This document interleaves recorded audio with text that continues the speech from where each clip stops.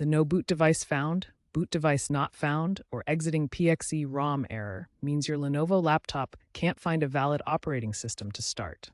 This happens when the BIOS UEFI, the system's startup manager, fails to locate a bootable device like your hard drive or SSD. It's a common issue across Lenovo models, from ThinkPads to IdeaPads. The system then attempts to boot from the network, PXE, and if that fails, you see the exiting PXE ROM message. The root cause can be hardware, software, or BIOS related. The most common causes include faulty or disconnected storage drives, HDDs, SSDs, corrupted boot files, incorrect BIOS settings, or even a depleted CMOS battery. Recent improvements include Lenovo's AI-powered diagnostics to remotely scan for boot issues and firmware updates addressing BIOS vulnerabilities. However, legacy devices still face high incident rates due to end-of-life support for older BIOS versions. To fix the no boot device error on Lenovo laptops, start with basic troubleshooting.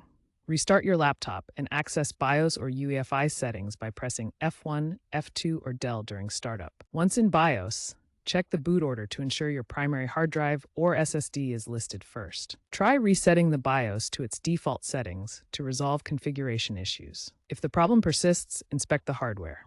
Open the laptop if comfortable and reseat the HDD or SSD connections. Use diagnostic tools like Lenovo Diagnostics to check for drive errors.